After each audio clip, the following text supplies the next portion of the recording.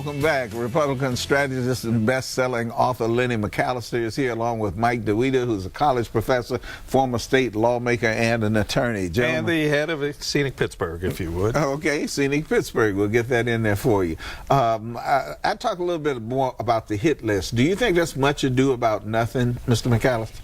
It goes back to image. In plenty of regards, you have to have something like this so that you know who you can count on, who you may expect to flip if times get tough, etc. So it's smart politics. Number one, you don't want people knowing that this list exists. So that's the bad thing about this. Number two, though, it plays into an image of Hillary for those that don't like Mrs. Clinton.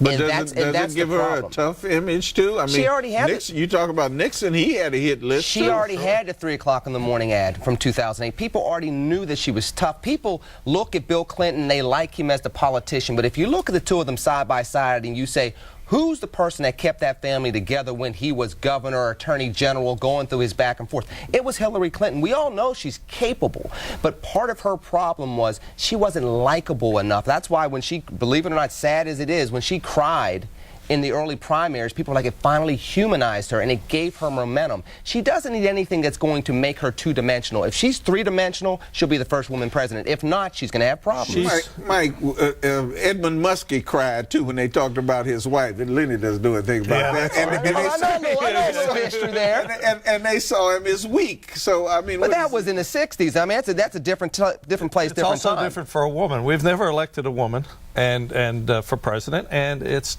still difficult. So for her, it was okay because she's already tough. Muskie wasn't known as that. Yeah. I think that Hillary is an incredible candidate. I saw her at work years ago.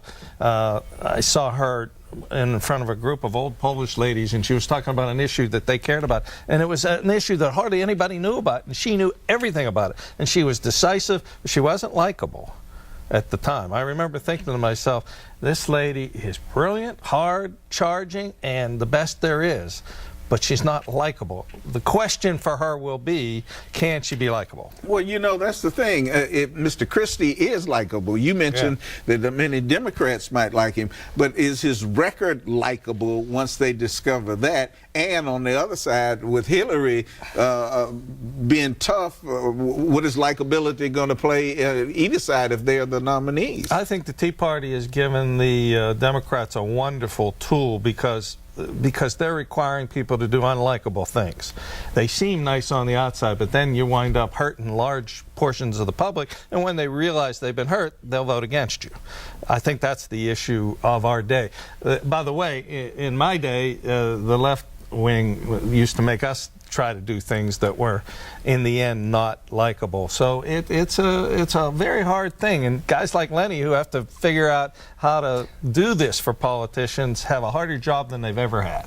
Yeah, it's been rough. Look at, for example, the unemployment extension fight that you see on Capitol Hill. It's the same exact thing. Yes, we need to have some fiscal responsibility, but we just passed a budget that approached $1 trillion.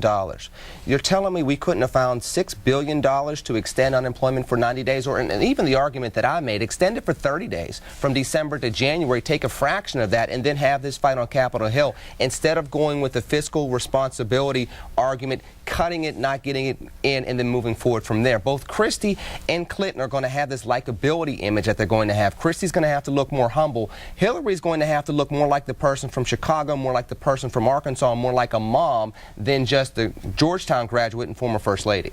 All right, let's look at the president's Obamacare and the enrollment. He's got about 2.7 million people there, but Mr. Dawida, not enough young people are enrolling in the program. What needs to be done to get them there to support people in our age bracket? Well, young people they feel pretty much like they can't be harmed, and so they feel they can get away with it. I have a young person on my staff who hasn't signed up yet. She said she will, and the older fellow on our staff. On your staff, you don't give insurance? No, the best way, you'll see this. This is what's going to harm Republicans. Obamacare is going to work. 10 years from now, we're going to be shocked. Mr. McAllister is we're all going to be shocked. No. Just to continue to hear those statements like that. But go ahead. You're going to be shocked because it's going to be one of the pillars of the Democratic Party, like Social Security. There were only 5 Republicans that voted for Social Security back in the old days. This is going to be a pillar of American society, and it's going to work, but it's going to take a lot more time than people realize. Is it going to be financially supportable? Well, the government can support what it chooses. It supports $1 billion a day in wars right now. I'd rather it support health care.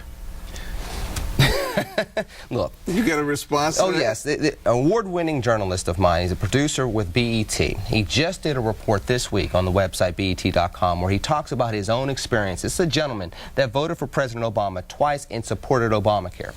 For his family, his health care insurance went from $300 a month to over $800 a month. Certain doctors were no longer available for him, and his options were limited. This is an experience that Obama supporters continue to experience, and this is a gentleman under the age of 50, has a child in college. These people do not want to jump into this system for that reason. And the more